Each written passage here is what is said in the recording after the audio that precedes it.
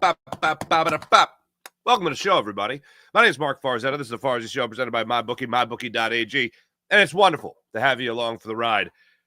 The Philadelphia Eagles draw the LA Rams for the divisional round of the NFL playoffs. I didn't care who it was. I watched the Rams last night. I watched the Rams dismantle and shut down a Vikings offense that had been pretty potent throughout the year. And I still didn't care. I did bring them on. Bring them to South Philadelphia and have your way with them the way you did when you went out there to Los Angeles. Go out, bring in Matthew Stafford to, Philadelphia January. Let's do it. Let's party. The only thing, and we'll get into this more obviously as the week goes on, but I'll just spoil it for you right now. The only thing that gives me pause about this game is Sean McVay getting a second crack at a defense. That's my only concern. That's the only thing I'm looking at. That's the only thing I'm looking at. Plus, when the Eagles faced the Rams, way back when, in November, the Eagles faced a Rams team that at the time was 5-5, dropped to 5-6, and then for the rest of the season only lost one game on their way to the playoffs and dethroning another 14-win team in the Minnesota Vikings. The thing is the Vikings, I thought they were on borrowed time throughout the year. I never looked at the Vikings and went like, oh man, they're a juggernaut. I get all the respect in the world for Justin Jefferson. I'm happy when a guy like Sam Darnold that's been cast aside by a couple of franchises, actually has an opportunity to go out there and do something special. And a 14-win season is pretty special. A 14-win season and being a 5 seed, man. Those Lions, I'll tell you. But they had a hell of a year. So congrats to them on a hell of a year. I really was looking forward to doing the mocking skull chant. That just brings back so many wonderful memories. Oh, goodness gracious. When they did it in the Art Museum steps, so we won't be able to throw that in their faces. But you welcome the LA Rams to South Philly, and I do look forward to that matchup. The Eagles open up at 6-point favorites. Holy Stromboli. So we'll get into that. We'll also get into Nick Sirianni's comments yesterday. Nick was so Nick yesterday. Oh, my goodness. I've done the thing before for you guys before where I've talked about the stages of Nick throughout a week, and yesterday was a perfect Monday Nick. And it wasn't even like he was coming off the heels of like a prime time game. You know what I mean? I know it was a 4:30 game, and it wasn't like he was up all night at 8 o'clock, But the Monday Nick Sirianni press conference, these guys played hard and physical, and sorry. Anyway, we still doing this? All right. He did say a couple of things. A couple of things came out since the game. First, Nick yesterday, just speaking about Jalen Hurts and things he did well in the game. And then the other was Nolan Smith. Just the progression of Nolan Smith this year. And wouldn't you know it, Nick Sirianni referenced Kobe Bryant when talking about Nolan Smith and his dedication to getting better. Not that Nolan Smith is in the same category in football as Kobe Bryant is in basketball. No, not that. But just dedication to the craft and dedication to getting better. Nick went Kobe on it. So we'll get into that conversation. Also, Dan Orlovsky essentially offered a reprieve of Jalen Hurts' performance. Now, as they always say, tape don't lie. When Dan put out his 2-minute plus video on Jalen Hurts' performance, his big thing, I found very interesting. His big thing, and watching the film myself, I think he's right. Either no one was open, or someone like Grant Calcaterra, who would be on the read, it looked like for that play in particular, the ball was completed to him, was his third read on that play. So, and was behind him. So Jalen Hurts, right-handed quarterback, dropping back, looking 1-2, and then maybe 3, and then maybe 4. That's all right. Let me just find an open guy and get it to him, and hopefully we get something out of this, which they did. But throughout the game, there's a word that's going to come up. And this word is a word that's a bad word in a lot of people's minds. It makes people cringe. It makes people throw their hands up in the air. It makes people go, what are we going to do now? And the word is, and I went listened to it a couple of times. I don't think Dan ever said this word. He alluded to it. But the word is predictable. The Eagles' offense, at least in the passing game, was predictable. The guys' routes, predictable. Dan kept going back to over the 2-minute video where he's breaking down the Eagles' passing game film against the Packers. Why did the Packers know every route? That was his big takeaway. And if they know every route, then that means it's predictable. They know where they're going, and they're running stride for stride with receivers. So when we referenced yesterday the numbers of Jalen Hurts, and I'll give them to you yesterday. Oh, and by the way, we did a bonus show yesterday. I only did a 27-minute show yesterday morning, which is just hogwash and poppycock. My apologies. So I was like, all right, let me go with the bonus show. Wine Niners Wine. You called it. You joined me for both. God bless you. But the Eagles, we talked about this with the numbers yesterday. 6 for 6. Jalen Hurts is how he started the game. Then 0 for 7. And then 7 for 8. So in the middle portion of that game, in particular, why were things so predictable? How did the defensive backs, how did the corners of the Green Bay Packers know to run stride for stride with your routes and your route combinations and not get picked off on any type of rub route or anything like that, even though that play has been extremely successful for the Philadelphia Eagles? So found that to be very interesting yesterday. So we'll get into that. And the 76ers arena. Let me put a little list together. While texting with some people yesterday. So let's see here. Under the Harris ownership movement, okay, when Apollo Global bought the Sixers from Ed Snyder and Comcast Spectacor, okay, Andrew Bynum treated Doug Collins like crap, embraced Hinkie, fired Hinkie early because the league told him to, when Dad told him to, Adam Silver. Brian Colangelo lies about Embiid's meniscus. Burnergate with Brian Colangelo. The 3-tier season ticket plan, which was an attempt, if you don't remember, to gouge 76ers fans after being loyal, not only loyal, but growing during the process. Simmons and Fultz, the debacle that was. Tobias Harris over Butler. The latest, using the city as a pawn, as a negotiating ploy with Comcast Spectacor. More on that in a second. All while never getting out of the second round of the playoffs. Oh, and buying 2 rival teams in Philadelphia, which never bothered me until recently. Like, now it really bothers me. Now I hate it. Before, I'm like, he's a billionaire, millionaire, whatever, billionaire. He's a billionaire. He can do whatever he wants with his money. Good for him, you know? But I also want you to have a somewhat of an investment in our city in terms of, our overall happiness. And if you're rooting for the Commanders or the Devils, I hate both those teams. I don't like those teams. I hate the Devils more than I hate the Commanders. But still, they're rivals. I don't like that. I don't like that one bit. And I know some people are talking about protests working or whatever. I almost wish it would have saved us all a lot of trouble if the city got plans from the Sixers and went, yeah, absolutely, we'll do it all. Whatever you want to do. If they would have done that, like expedited that process 2 years ago when they first got it on their table, if they would have done that, then what happened yesterday would have happened immediately. 1,000%. I have zero doubt in my mind. Because then Comcast Spectacor would be like, all right, they're going to get it. So let's, and I love what Comcast did. They called Dad. They called Dad again. After Dad called the Sixers years ago with Sam Hinkie, he'd be like, you're not having this guy run things anymore. You're bringing in bona fide people like Jerry Colangelo and then later Brian Colangelo. And then Brian was like giving team information to his wife, who was Babs Botini, who was tweeting it out. The Sixers, or excuse me, the Comcast Spectacor, Brian Roberts called Dad and was like, hey, Adam Silver, we're getting together here with this little NBA on NBC thing again. You know how we're partners again? Huh?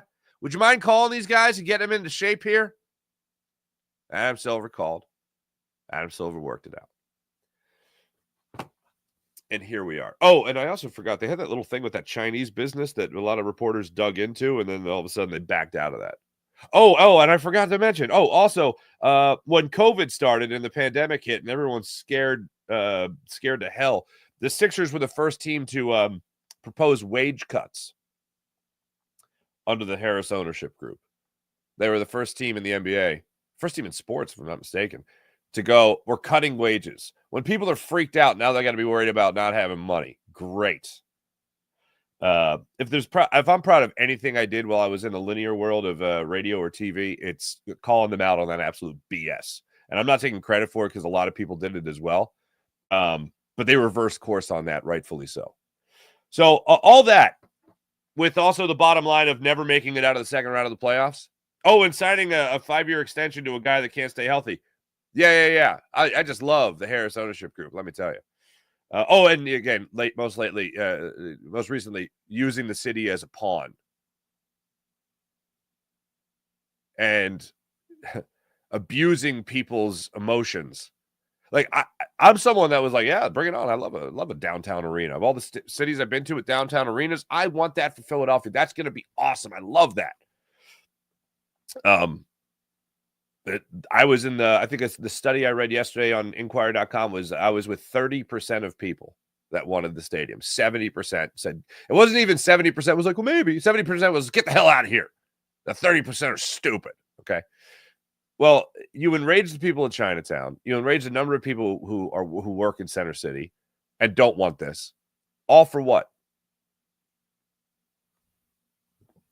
So that you would have in your back pocket, well, we're just going to move and we're going to be in Center City. We're going to be at Market East. See ya. And then Comcast called the NBA, called Adam Silver. Adam Silver said, all right, guys, look, let's work this out. We can work this out. Let's work it out.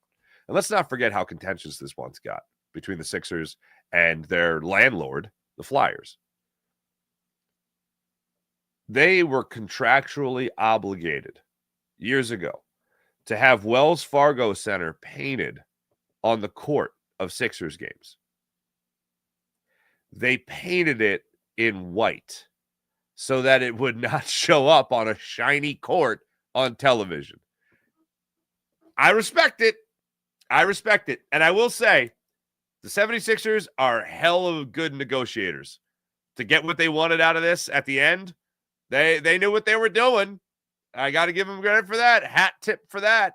I just hate that they just used the city. I hate that they wasted city council members' time. I hated that they it enraged a lot of people in Philadelphia, all to move the pawns across the board. That was enraging, and it still is. Now, with that being said, I would love to get a WNBA team in Philadelphia. If this all has a great ending with a better outcome. Hey, look, I'm not, Center City Stadium or arena or bust. If you can build a beautiful island of sports where the Wells Fargo Center is, Xfinity Live is, expand Xfinity Live. If you give me whatever, what do you call them? Walking sky bridges or whatever from place to place. If you could give me all that with hotels and a booming city within a city down there at the sports complex, I'm all for it. FDR Park. People were talking about building that up a little bit more. I love it. Let's do it. 1,000% I'm in.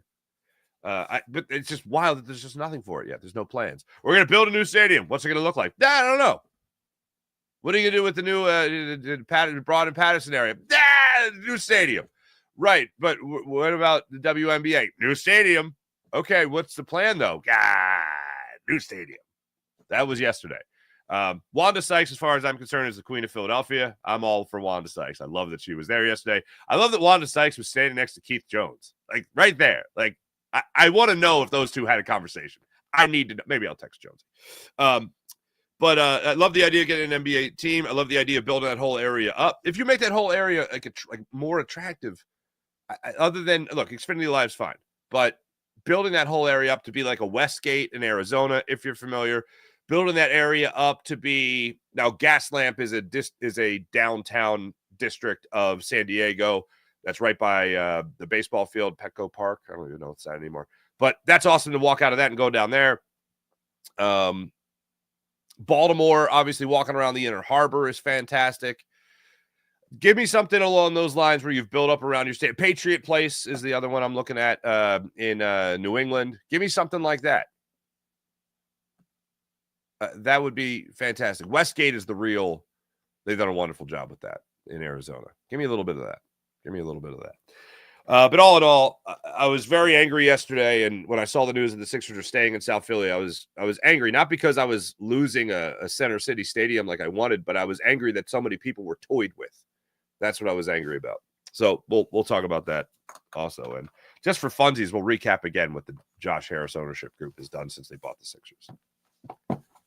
Yeah, buying them. We should have known. We should have known right then and there. This is not going to go well. It's not going to go well. All right, ladies and gentlemen, let's talk about your Philadelphia Eagles. So they draw the LA Rams, who they beat 37-20 back in November. You remember that game because Saquon Barkley had 302 yards and 3 touchdowns and 2 runs of 70 yards or more. That's a good day. That's a real good day at the office. That's also the day that Saquon Barkley said he could, oh, wow, I could get to 2,000. Oh, wow, I could get to the NFL record for rushing yards in the season. That's when it settled in for him nicely. The Rams, like I said, were a 5-5 team, 5-6 after that one. Ever since then, they lost just one game. They were 10-7 going into the playoffs. And yesterday won 27-9 over the Minnesota Vikings on more or less a neutral territory. It sounded like a Rams game yesterday. For obvious reasons, LA and the fires. So they moved it to Arizona. Sam Darnold, the numbers that stick out to me, like if you look at just the box score of the game and the Vikings and the Rams, the fact that you had a fine game for Matthew Stafford, he put up 117 passer rating.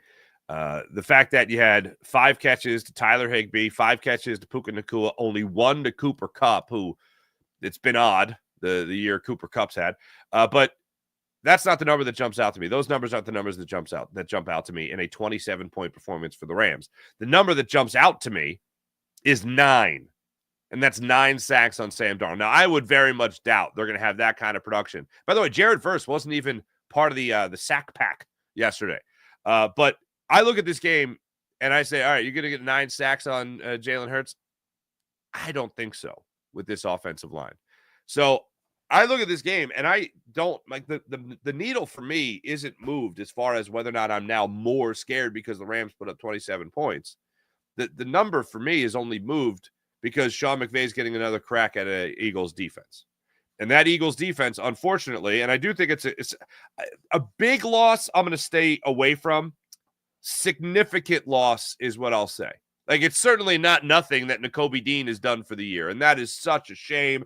The great season that he had, I would love to see him play more in the playoffs. I'd love to see him have the entire run and play in a Super Bowl, obviously, and win a Super Bowl. I want that moment for him, especially on a year where we did not expect training camp him to be the number 1 guy next to Zach Bond. Did not expect that, and now that's over. It's not going to happen. But Oren Burks is an experienced linebacker in the NFL. Obviously, he's been a good special teamer for the Eagles this year. He got some reps there at the end of the season, very last game of the season, so he already got his feet wet there. Came into this game, had one bad play where he knocked Zach Bond off a tackle. Other than that, I thought he played very well. He made the special teams. He forced the special teams fumble to start out the game, which put things in the perfect direction there for the Eagles. So it's a significant loss. A big loss to me means the whole game is different. That's a quarterback. That's a running back. That's a left or right tackle. It's not nothing that he's out. Certainly, it is significant. But they have somebody that I think, and you also have to have somebody that that you think can play as a backup, and they certainly have that in Oren Burks. So I will say it's certainly significant that he's not in there. Zach Bond, I would put as a big loss. Nakobe Dean, I put as a significant loss for the Eagles. The fact that they have the backup there with Oren Burks is a great thing, though. So that's going to be a different Eagles defense. Darius Slay, Quenyon Mitchell, Cooper DeJean. this is a secondary that if you're going to go up against a passing attack of Matt Stafford, the experience of Matt Stafford, and also go up against Cooper Kupp and most notably Puka Nacua, then you want to have that secondary with you. That's one that I'll roll with. Chauncey Gardner-Johnson as well, ball hawking, hopefully. Reed Blankenship doing his thing also, dropping back into coverage. And the pass rush that the Eagles were able to generate against Jordan Love and what they've been getting from Nolan Smith throughout the year. And really, that Rams game, what's so interesting about that Rams game is that is the game that not only Saquon Barkley offensively was thinking about, oh, I could go for a rushing record here and at least go for 2,000 yards. It was also the game that Brandon Graham went down and Nolan Smith was given the baton.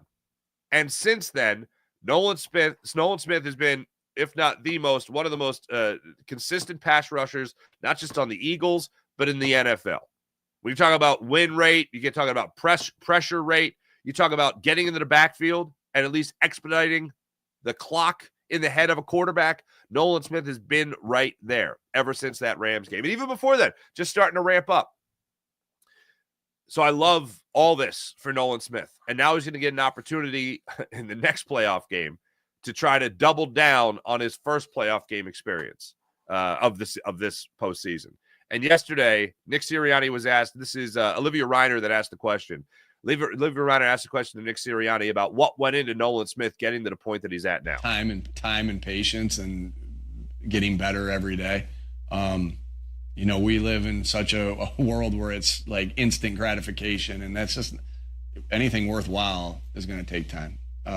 Anything worthwhile is going to take time, and that's development of players, that's development of coaches, that's everything.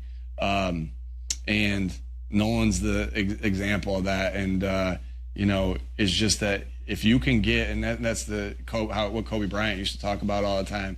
How can I get a little bit better each day and a little bit better? And if you add up all that growth mindset stuff, if you add up all the increments that you get better and you continue to do this, eventually you're doing this the entire time and you're gonna reach your ceiling, and God willing, you reach your potential. And so I just think that he's an example of that. And again, I just feel like that there's so many things that we have to fight with outside noise just to make sure that we're don't believe the hype when everyone's telling you how good you are. Don't believe it when everyone's telling you you're a bust. Just put your head down and win and get better. And I think that's what he's done. Does he think he's Brandon Graham? Because everything he just said about Nolan Smith, if I just read that text to you and didn't let you see who he was, see him speaking, or tell you who it was about, be like, is this from 2011? Is this about Brandon Graham? Oh, no, he's talking about Nolan Smith. Oh, no way. Another thing to compare the two edge rushers for. Oh, is he a bust?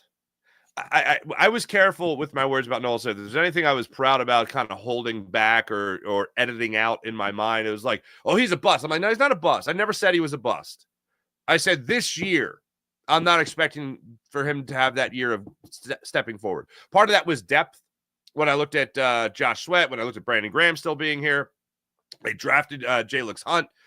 I was like, okay, I don't know if he's really going to be that next man up, especially when he's young and still dealing with a shoulder injury. What the hell? But he has surpassed that. He has what the year I thought he could have next year is the year he's having right now. And I know it's the hardest thing for many people to do when it comes to, when it comes to waiting on judging a draft pick. Nobody wants to hear, it takes 3 years. Really? Takes 3 years? Because sometimes, especially on a first-round pick, you kind of want to draft a starter. I mean, look at this. Eagles drafted Quenyon Mitchell this year. He's pretty damn good.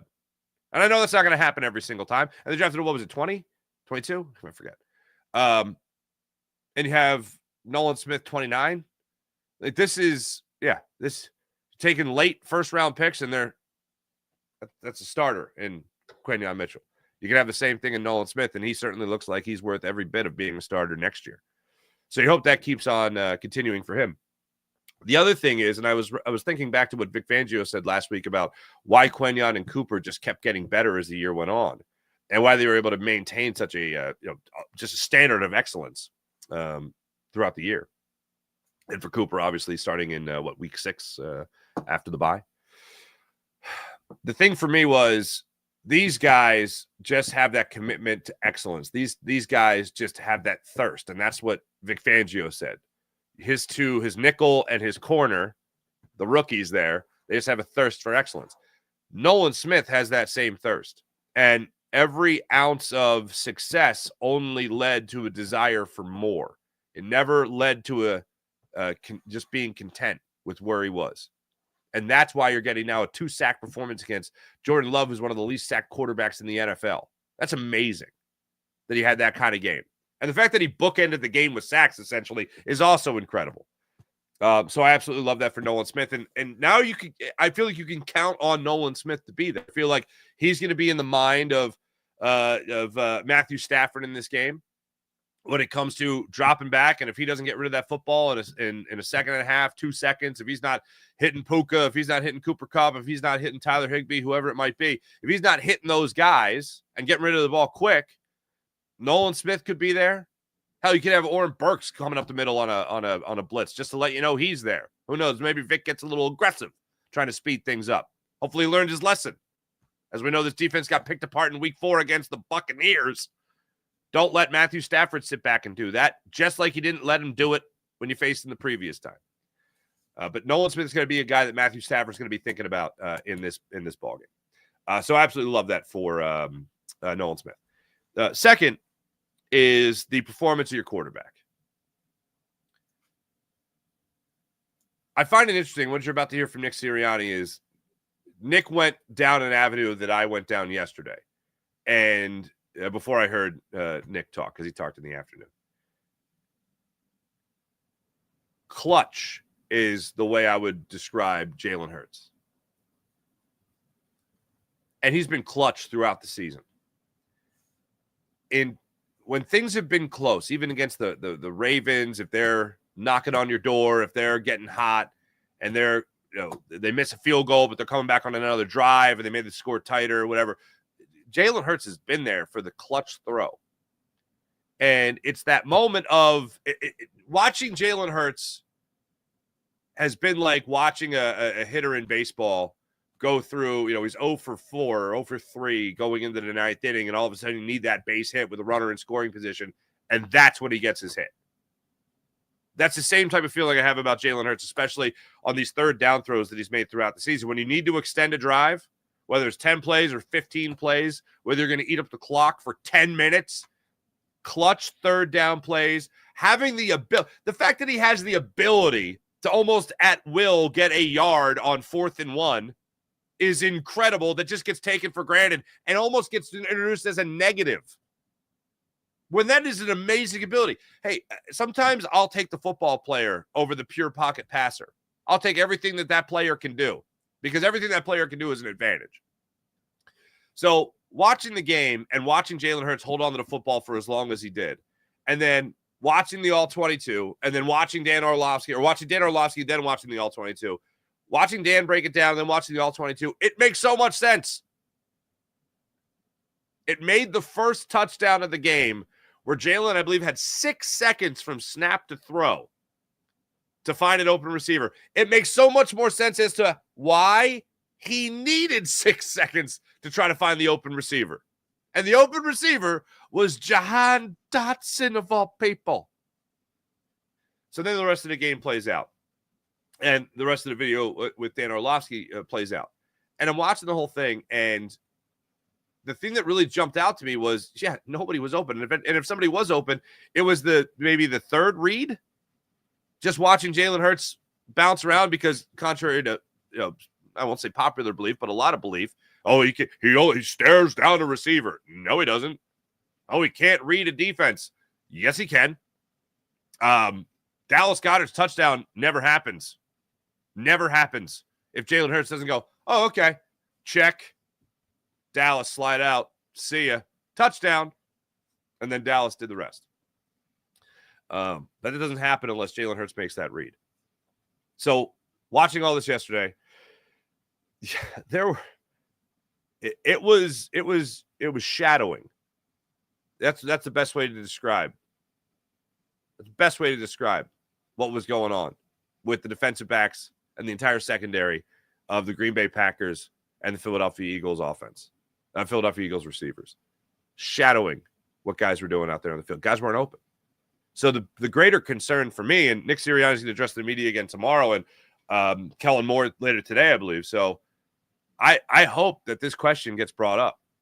A leading analyst for the worldwide leader in sports and former backup quarterback in the NFL, yes, who once ran out of the back of the end zone, is basically calling your offense predictable.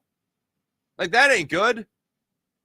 And one thing that really bothers me, and it got me thinking about, well, hold on a second. I saw different things run, and I know they're different quarterbacks, but I've seen different things run with Nick Foles. I saw different things run with Tanner McKay even that I haven't seen the Eagles do with Jalen Hurts. And if they have done it, why not do more of it? The slant route to A.J. Brown, like on the RPO look, where is that play where you're cutting the field in half and you're just making it real easy for your quarterback? You know, RPO, pull, throw. Where's that? The Eagles, in one situation, were running the football extremely well. It was, you know what it was? Actually, I think it was the first drive of the game. It was right after the fumble. And I think we were saying this in the green room. And I know, look, this is a result of arguing the philosophy, not the result. The result was a touchdown, so nobody's complaining. But the thing that was interesting was the Eagles ran the ball for 16 yards with Saquon Barkley in their first play of the game, their first possession. Then they ran the ball again with Saquon Barkley, and they only got a yard. Do you think that they would drop back? Do you think that they would just drop back and throw, or catch and throw? Or do you think they would go a little play action and try to catch the defense off guard for a second? Even under center, single backs, play action, the old-fashioned way. No. And I remember Seth even saying at the time, he's like, here you go, you got to go hit him with play action right here. Hit him with play action. They don't hit him with play action. Jalen Hurts sits there for, again, snap to throw, I believe, 6 seconds, and then hits Jahan Dotson. Now, that's a situation, although everything worked out beautifully, but that's a situation where maybe later in a game, if you have a similar setup, you have a nice run by Saquon Barkley, you run it again, little play action, keep the defense guessing, and they didn't. For whatever reason, they didn't do that. So I'd love to see that established. And if things do end up going stale, do the Ray Didinger thing, baby. Have this Eagles team go a little hurry up. Maybe that'll help things. Like, look, they had great field position after that fumble on special teams, and they only enhanced it, obviously, with a 16-yard run. They picked up the ball at the 28-yard line of the Green Bay Packers after the fumble on the opening kickoff. Then the next thing you know, they're at the 12-yard line. So, yeah, they're in a good spot. So they didn't need to do it in this game. But if things come out stale, because if you remember, you go back to that game against the Rams, for instance, they were stale in that first half. That game was very typical of what we came to experience against the Rams this season. And what that was a slow start, unfortunately. And then Saquon Barkley gets the ball at the first play of the second half, I think it was, and then bang, touchdown. That was that. Eagles had 3 points in the first quarter of that game. They put up 10 in the second quarter. And at halftime, it was 13-10 or 13-7. And then they handed the ball to Saquon Barkley, and that was that. That was a wrap. So if they get out to a slow start again and all they can need is a field goal, maybe they go to that hurry up again and try to get things going. But also, I'd like to see hurry up if they need it, because I think they are going to need points. Like, I don't see the LA Rams. Like, I don't see this being a 22-10 game. Let's put it that way. And the 6-point line, I find generous to the Eagles, especially when you consider, even though you didn't know the health status for sure of Jalen Hurts, it opened up at 3 as a home team, and now it's opening double that against an opponent that can explode as an offense. I just have my doubts as to whether or not they'll do that against this Eagles defense. So it's not going to be a low-scoring affair, I don't think. But, yeah, I'd like to see more play action, and I'd like to see that hurry up if needed. And then, obviously, the Saquon Barkley. Saquon Barkley just being awesome. Let's do that. So that's what Dan Orlovsky had to say. That's what I had to say. What did Nick Sirianni have to say about his quarterback's performance against the Packers? But what I was so impressed by with Jalen is that, you know, we were up kind of comfortably by 2 scores for a majority of the game. And every time that the Packers cut it to 1 score, whether it was 10-3 or 16-10, you know, Jalen led our team right down the field. You know, making big time plays, checking the plays that really helped us, and you know, just being the winner and quarterback that he is.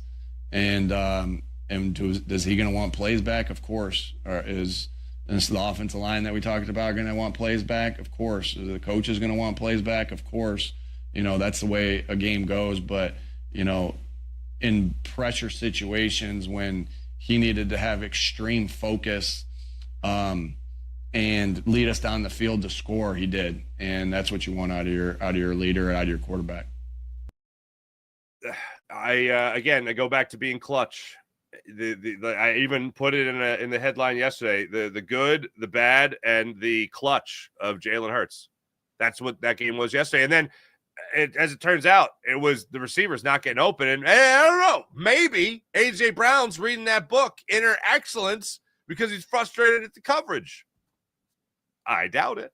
Oh, and by the way, a picture did emerge. I think it was Getty Images or the AP or whoever it was. They put out a picture of AJ Brown with the book on the sideline in a different game. So I stand corrected. Maybe he has had it out there before. If so, I am still shocked that no TV camera picked that up before a playoff game. A whole season, he's got the recipe, quote unquote, on the sidelines, and nobody's picking it up. Last 2 weeks ago, you pick him up, taking a little nappy poo. I'm just resting my eyes. Whatever, Dad. Yeah, okay. All right, fine. Whatever. Whatever. No big deal. Here's the thing with the AJ Brown stuff, and this is all I'm going to say about it. And I love, and my cousin Michael sent me this. This is hilarious. The book reviews now on Amazon for Inner Excellence are Eagles fans. Just being like, oh, this is what you read when your quarterback won't throw you the damn ball, you know, that kind of thing. Well, get open, dude. Anyway, here's the thing with the Jalen Hurts and AJ Brown and the book and all that stuff. I think it scares people into reminding them of the crap hitting the fan with Donovan McNabb and Terrell Owens. Because even if you're not old enough to have experienced that, to have gone through it, you've heard about it. Like, even though you weren't there, even if you weren't there in 2005 was when everything hit the fan. Even if you weren't there, you've heard about it. Somebody told you about it. Some older friend, relative, whatever, they told you about it. And you have seen other diva wide receivers throughout the NFL since then. And you're always concerned in the back of your mind, could it happen again? If it's happened once, it could happen again. So when you look back on it, and then you get reminded of stuff like that whenever people accuse AJ. And by the way, I've been on AJ Brown's side for the majority of what people have called tantrums. When he wasn't talking to the media last year, I was fine with that. I even hearkened back to that earlier this year when he said the passing game needs work. I mean, he wasn't wrong, but he should know how everyone's going to take that. Like, does he just have zero awareness of his words in the media and his words to fans and what they could mean to the fans and media? Does he have zero awareness? Like, does he have a Madden rating awareness of 12 when it comes to, if I say this, people won't take it negatively? What? Like, the most negative. He literally said nothing, and people were saying things for him that were so negative. And when he said the thing about the passing game, I hearkened back. Yes, I like using the word hearken. I hearkened back to what he said last year, which was, I had nothing nice to say, so I didn't say anything. Yeah, where was that practice? I would have loved for him just to walk out of that locker room after a win and not say anything.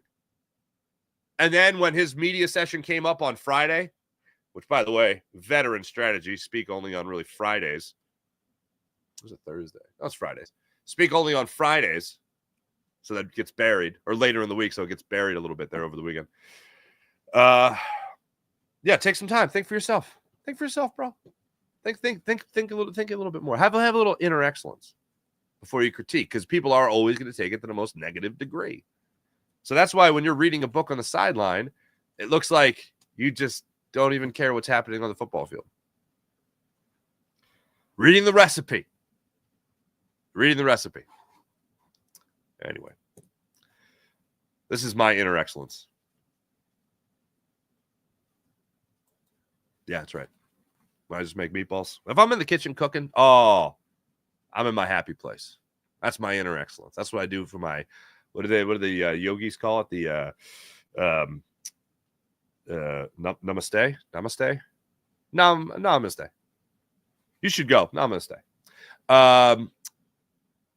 Yesterday I put together an entryway shoe rack, which my wife finds lovely. I didn't build it. I put it together. If you put something together like from IKEA or Wayfair or whatever, it never say you built it. I got to build this. Unless it's like a shed or something, which I wouldn't recommend buying on Wayfair. But anyway, don't say you built it. You put it together. Just, she was using the word, oh, you built that already? And I went, built? Rome was built. This is a Wayfair entryway shoe rack. And although it does look lovely, I only put it together. Anyway, that's where I find my inner excellence. Excellence is not a word I'd use to describe the Philadelphia 76ers and the Philadelphia 76ers ownership group. That's a segue, folks. I would very much love for Josh Harris to not own the team anymore. Side note, every time he talks, another side note, every time he talks in a public setting, I'm always like, this guy sits in a boardroom and people are like, yes, take my money. Like, really? This guy? Like, here's $1 billion. Thanks. You know, anyway. I don't like this ownership group at all. And it really does bother me that they just used the city, like blatantly used the city. And I wouldn't, like, the way this went down just makes, am I totally alone here? It just makes it look like they wanted to get to this point so that they could get whatever they wanted from Comcast, or at least get a little bit more from Comcast.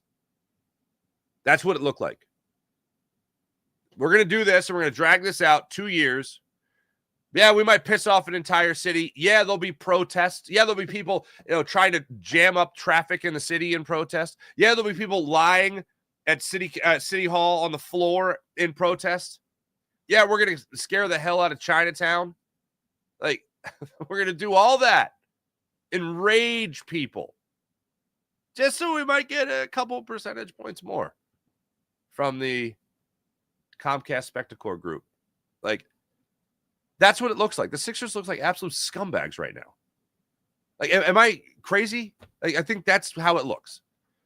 And that drives me bonkers. And I was a pro stadium. I was like, yeah, give me a downtown stadium. I love that. Go to a game, walk around the city, spend money. Yeah, that's great. I love going to other cities, going to games in the cities, love walking around the city. That is one of my favorite. It's one of the things. I love the people I worked with for 11 years on Sunday Night Football.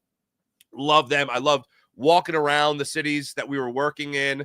If it was a West Coast game, having time to go out after the game, have a late dinner, grab a drink, whatever. I loved all that.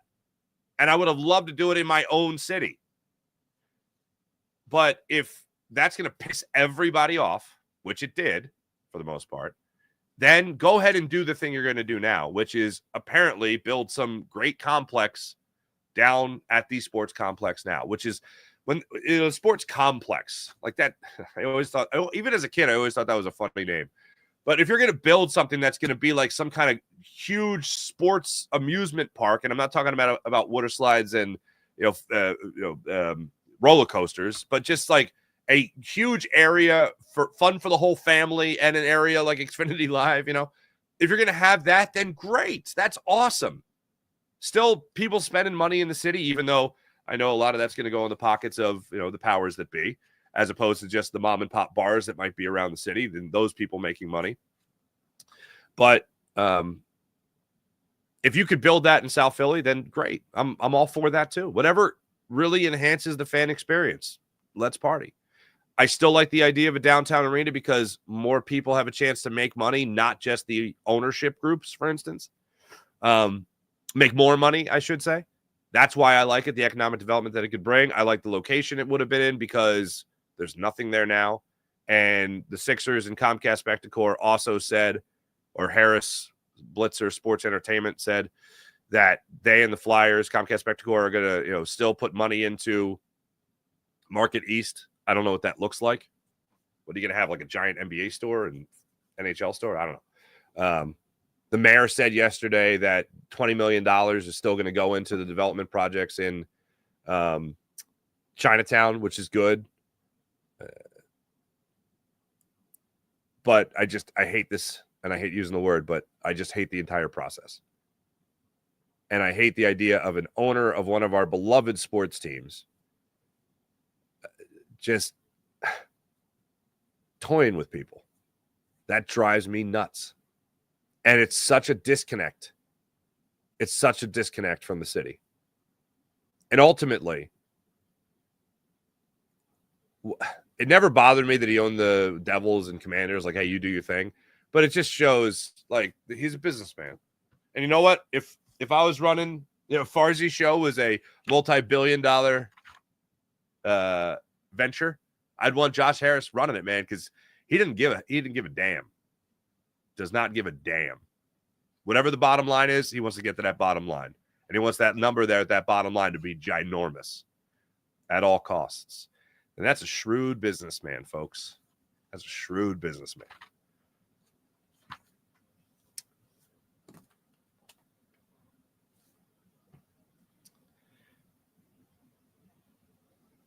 Bynum kicking Doug Collins to the curb a year removed from taking the Sixers to a Game 7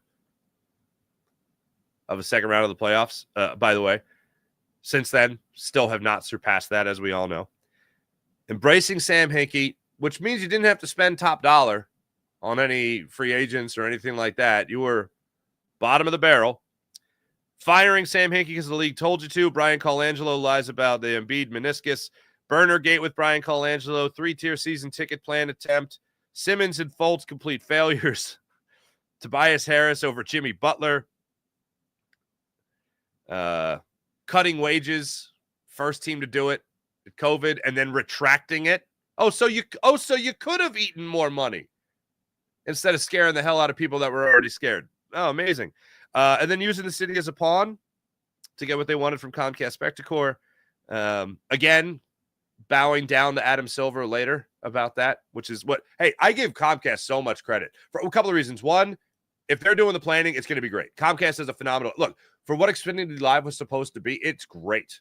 They did it's a great time. It's extra added bonus to go down there.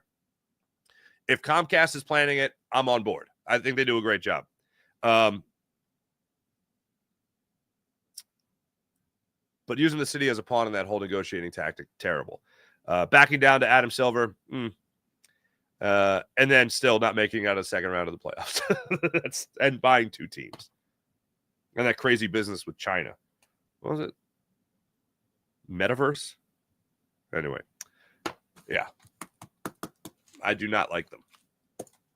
How do I feel about 76ers ownership? Ugh.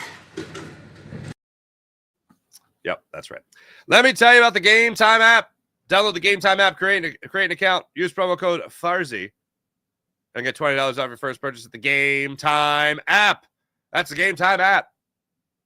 Want to go to the concert? Want to go to the game? Want to go to the comedy show? Game Time app has it all. And they also have Game Time picks, which allows you to filter out all the fluff so you get right down to it. The best seats at the best prices on the Game Time app. It literally saves you from scrolling through thousands of tickets just so you find the best seats at the best prices. Also, you can view the vantage point of your seat before you buy it. So you take the guesswork out of buying tickets. And I'll do you one better. You can even toggle the all-in pricing feature so you know exactly what you're paying before you check out. Again, take the guesswork out of buying tickets. Know what you're buying and at the price you're buying it on the Game Time app. So download the Game Time app, create an account, use promo code FARZI. Get $20 off your first purchase on the Game Time app. How about PHL Sports Nation? Philadelphia Sports Nation, enhancing your Philadelphia sports fan experience across all social media and blogs. That's PHLSportsNation.com. How about Sky Motor Cars? Our friend Brett at Sky Motor Cars. Check out SkyMotorCars.com and all Brett's amazing inventory at SkyMotorCars.com. com. Let's get into the chat check and see how your wonderful people are doing on this fine Tuesday morning. This is a fine Tuesday morning. It's gonna be cold today. 40 degrees right now. It's slated to be Sunday around kickoff, so that'll be fun. Let's see what we got here. Wine Niners Wine. Hello. Good morning, Farzi. No part 2 today.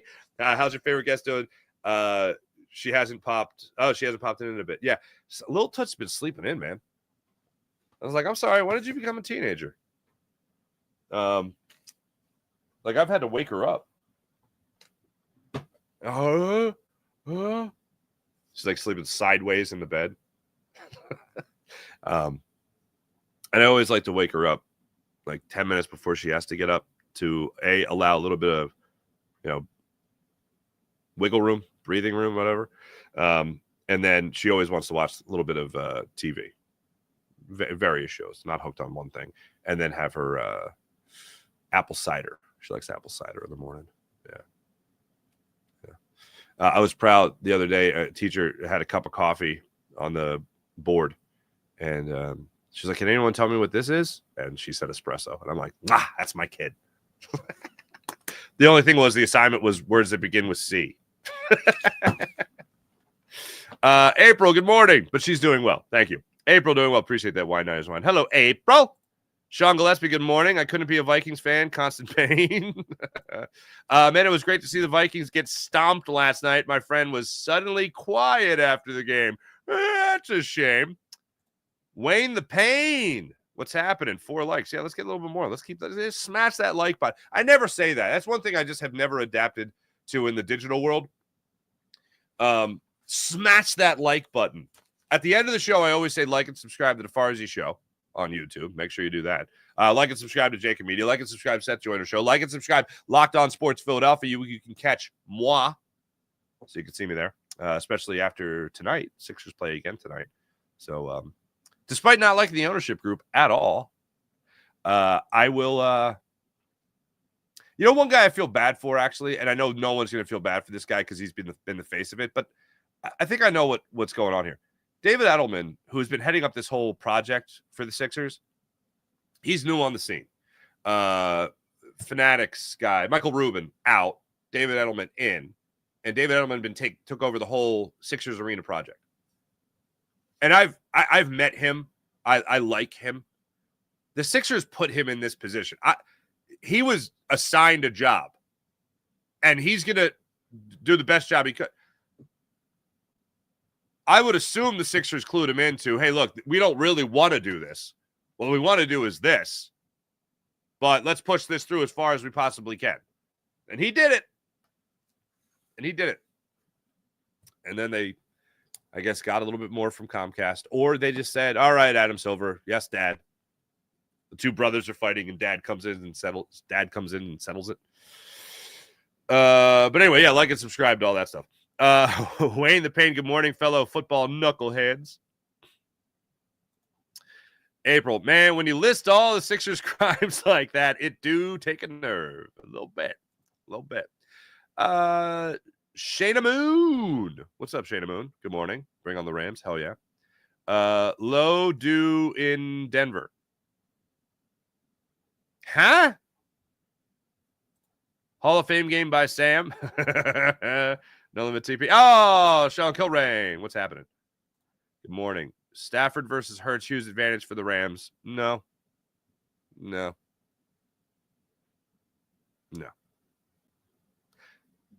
Jalen Hurts is not a liability. Not a liability. Matthew Stafford's a very good quarterback. Matthew Stafford's won a Super Bowl. Matthew Stafford has 2 really good receivers and a good tight end. It's never just the quarterback versus the quarterback. And Jalen Hurts, I'll put it this way. Yeah, Matthew Stafford's certainly more accomplished, more battle-tested. He's won the Super Bowl, for instance. So, yeah, if you want to say advantage, like if you had to go plus minus one or the other, I don't know. Hurts can do a lot on the football field, even when guys aren't getting open.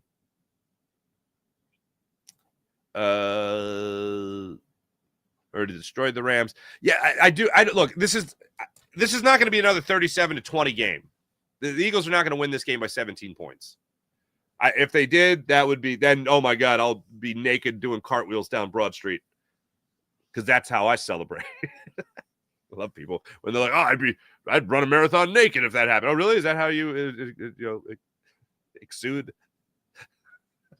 being, euphoria? Is that how you do it? Eagles open up at 6.5-point favorites against the Rams, the divisional round. Really? I just saw 6-point favorites. I'm looking at 6. Whatever. I'll check other sites. I only have ESPN up in front of me right now. Brian Palser, what's going on, man? Farzi, I heard the rumor Barn Kellen to the Cowboys possibly. How about that? Or Bourne? Yeah, I referenced that. Oh God, 2 months ago maybe on our pregame show. I think it was the pregame show. Yeah, it was Seth and Gunner. It wasn't postgame. We were talking about possible replacements. Maybe it was postgame after the Cowboys game. Possible replacements for Mike McCarthy, who is now out as the Cowboys head coach. And 2 names that I mentioned. No, I think Derek Gunn mentioned Deion Sanders. And eventually came to, can those personalities coexist in leadership roles? Nope. And it certainly doesn't look like they will. But the name that I threw out there was Kellen Moore. And both Seth and Gunner, as well as the chat, were like, how dare you put that into existence? Or, speak that into existence, I mean, think about it. It would be a first-time head coach who is familiar with the inner workings of the Cowboys, obviously. It makes too much sense. And if you're Jerry Jones always wants a name. Bill Parcells.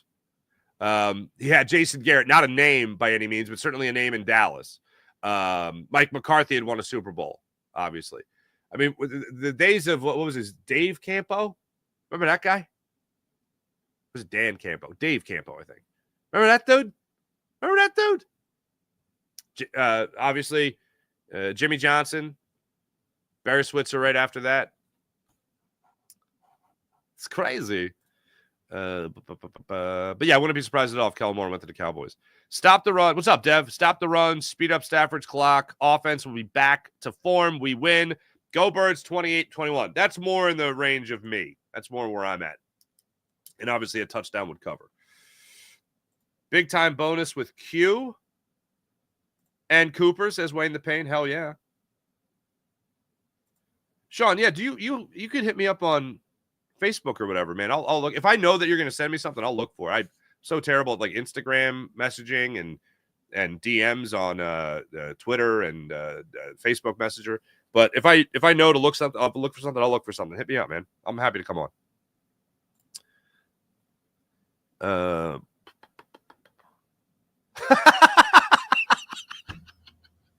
I'll edit this for the podcast. Brandon Howard. Well, I took a huge dump on Hurts yesterday, and I got to walk it back after seeing the passing scheme. What the bleep was that? Right? That's why whenever I see a quarterback standing in the pocket and like patting the football or hopping up and down, looking around, and he doesn't do anything, I'm like, all right. I never said like Hurts sucked. I said there were struggles. Bad. I said, it could have been bad there. But until you watch the film, you haven't watched the game. It's a weird, football is so weird. Football was so concentrated on TV. That's why that cable came. And I just watched again recently the XFL 30 for 30, where they talked about cable cam and sky cam and all that. That was how they were the first to use it, to have a steady cam on the sidelines.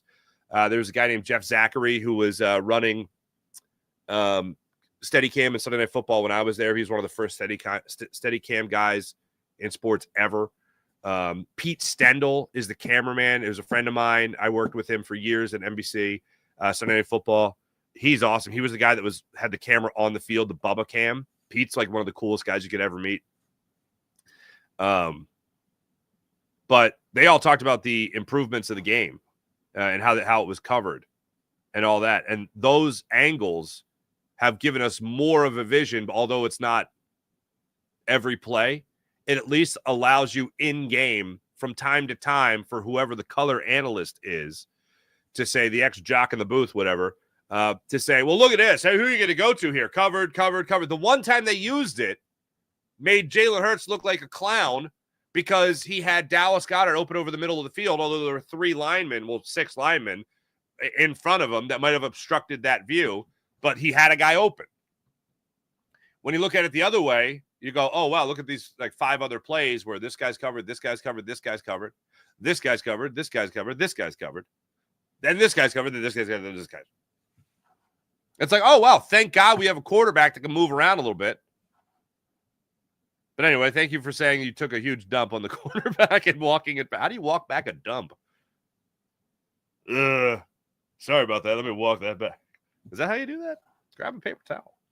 144 passer rating in the fourth quarter for the season. Jalen Hurts, is that? I didn't even see that. That's awesome. Jason A. What's up, Jason A? Nolan Smith is elite, and I think the Rams will be tougher than the Vikings anyway. Yeah, they could be. Wayne the Pain. Hello again. Eagles 100 football. Got it. So Fangio believes in putting best 11 guys on the field. Does that mean we will see more Isaiah Rodgers and Sidney Brown than Orrin Burks? Sidney Brown scares the hell out of me, man. Hey, you guys know last year I was all aboard the Sidney Brown train. Okay, all aboard.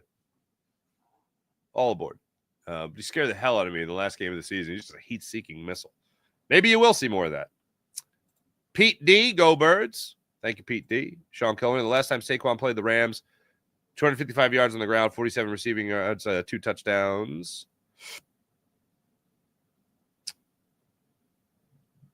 Let's go, hungry dogs run faster.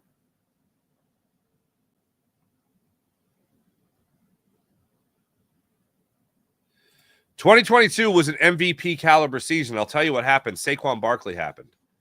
And since then, Jalen Hurts turned the ball over at an alarming rate. So now Jalen's thinking, if I don't have to do a lot and I can just rely on the run game, then fine. That's what we'll do.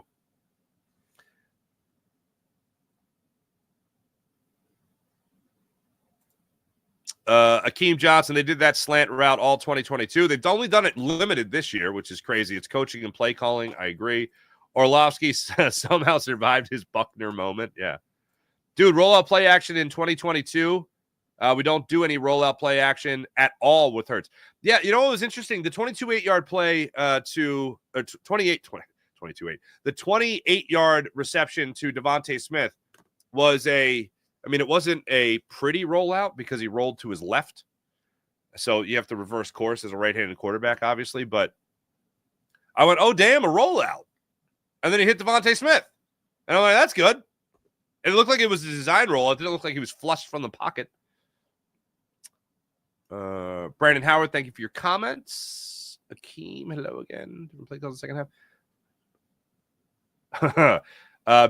Vikings didn't put up a fight. Did I say they did? I hope I didn't, because that would have been wrong. It was over by halftime. Yeah, what was it? Like 23-3 at halftime? What was it at halftime? It was done. You moron. Me, not you. I was talking to myself there. 24-3 at halftime. That was terrible. Ben Tidy, what's going on? Packers passing coverage is elite. Yeah, with Jair Alexander out, I know Nix is still good. I know he's still got good corners, but that's tough to swallow when you talk about missing your best guy. James Jones. Okay, thanks.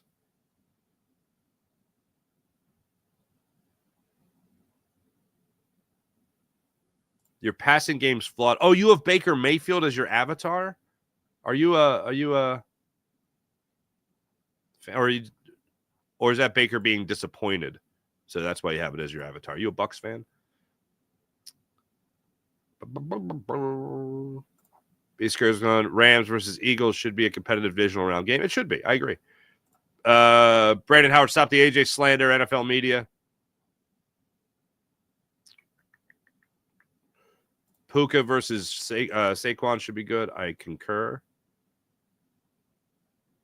You know, that is true, Brandon. That's a good point. If AJ's covered, you could still throw it. But I think what Jalen's thinking in that moment is, I don't have to risk anything. Defense is playing on fire. Saquon was averaging 6.5 or 6.2 yards per carry in the first half. I think the two things that changed Jalen drastically this year in terms of fewest attempts, like, let's not forget, highest passer rating of his career, highest completion percentage of his career, matched his yards per attempt average of his career, but no MVP consideration like he has in previous years, like he did in 2022 and all the way up until week 11 in the last season. Thing that changed Jalen is the turnover epidemic he went through and having Saquon Barkley, having that safety net of, oh, wait, I am here as the quarterback playing with the most dominant force in the entire NFL, which is this offensive line with Saquon Barkley running behind it. Like, there's nothing more dominant in the NFL than that. So I don't have to throw a 50-50 ball. Maybe a 75-25 ball. He'll take a risk on. But other than that, no, he's good. I love AJ's honesty, but if he's also going to exercise in one moment, I don't have anything nice to say, so I'm not going to say it at all. Exercise it in another. You're a Commanders fan. Your offense flaw showing? Okay. Wayne the Pain, spicy meatball. There you go. April, I love putting stuff together. It's relaxing. Yeah, I love it. My wife's like, do you want to buy the assembly? And I'm like, no, that's why you married this guy. Actually, I do like building stuff. I think I've mentioned that before. I do like actually building stuff. Like right now I'm making a sofa table to have outlets in it so that I know you could buy this, but I enjoy making it. And plus it's better to have it custom, built right how you like it. And if you could do it, and I'm a willing participant, I'm not a master carpenter. I've been told I do okay by master carpenters. But yeah. So I'm working on that right now.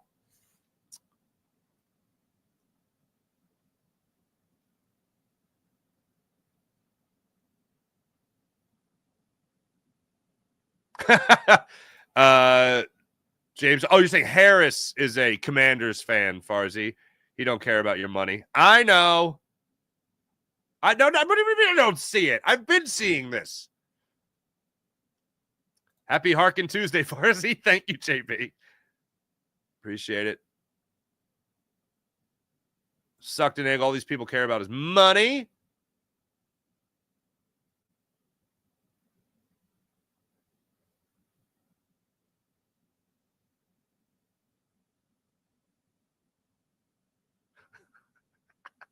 A lot of slander to Josh Harris here. All right, I can't. There's a lot of stuff I can't say here. I don't like saying. Okay, Jason A. The fact they played the city to then go back and get Comcast ripped off is sick, and I hate this ownership group. Great business sense, but dude has no morals. Every time we see him, I don't think he's drunk. I don't think Josh Harris is drunk. Big Rhythm. I hope one of these mom and pop shops sold big to some big name bar or restaurant, and now that corporate restaurant paid triple with the location. Oh, that'd be cool. I haven't heard of anything like that happening, but that'd be cool. Oh, 18 likes. Thanks there, Wayne the Pain. Appreciate it.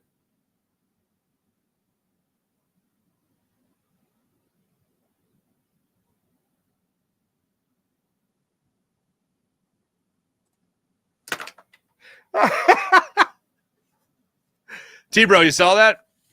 The Nair strips on my head? Yeah.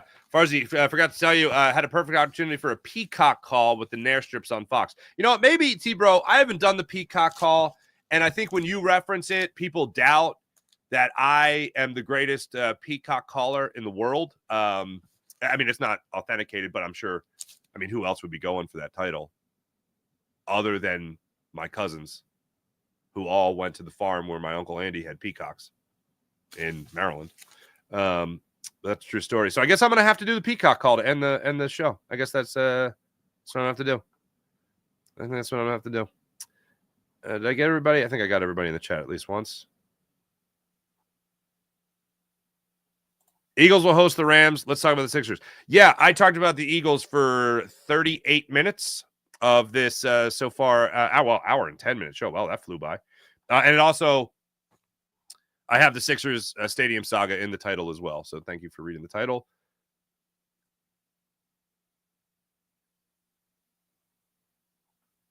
Oh, he was bragging about having drinks at PG's house. That's great. Thank you, Jason. Oh, Bobby Chang. Thanks, man. Love you, D-Gun, and Seth. Eagles coverage. Hope you guys stay together for many. That's very kind. Thank you very much. Appreciate that. Thanks, everybody. Oh, Samuel. What are you saying, Samuel? I'll get you in here, too. Do you think Kellen will struggle with plays if the Rams run too high safety? Well, yeah, that's what the Packers were doing. I feel like they ran too high safety. There was the rollout to Devontae Smith. I think that was too high safety. The Dallas Goedert touchdown, I think, was too high safety as well. Seth was yelling. Oh, man. Every once in a while, Seth, I mean, everyone thinks Seth is intense all the time, but that ramps up. He's not intense all the time. Like, he's actually a funny dude. But Seth was calling that out a couple of times. Too high safety. Let's go. And very rarely do they do something. Anyway, but do I think he struggled? I hope they learn from their mistake. I don't think he'll make the same mistake twice. Thanks, everybody in the chat. You guys are great as per usual. Let's get to the morning rush brought to you by Sky Motorcars. SkyMotorcars.com. 76ers back at it tonight. 7 o'clock tip-off against the Thunder. That'll be a third straight loss for the Sixers. Joel Embiid ruled out again because, of course, he was. Your Philadelphia Flyers, Noah Cates. Holy pots and pans with the game winner. 2 in a row now for the Fly guys.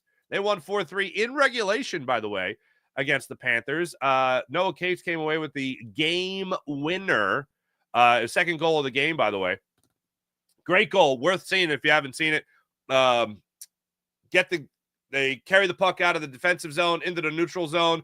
Puck flies up in the air. Noah Cates bats it out with his mitt, his gauntlet, corrals the puck, get it back of the net for the biscuit in the basket. Flyers get their second win in a row, and they're 19th on the season. Flyers 19, 20, and 5 on the year. They'll be back at it tonight as well.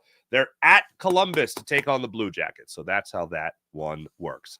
Thanks for watching. Thanks for listening. My name is Mark Farzetta. Have a wonderful rest of your day, everybody. A little bit of a cold. So, NJ Fishing. NJ Fishing. Thank you. Appreciate you. All right, here you go. For T-Bro and those that doubt. You can YouTube this immediately when I sign off. But this is exactly what a peacock sounds like. Hold on. Help! Help! Help! Help! Thank you. Like and subscribe to the Farsi Show. It's fun. We're all having fun here. All right, here's my dad whenever my brother and I and my cousins do that. It's exactly what it sounds like. Go ahead and Google it. Go ahead and YouTube it right now. See you later.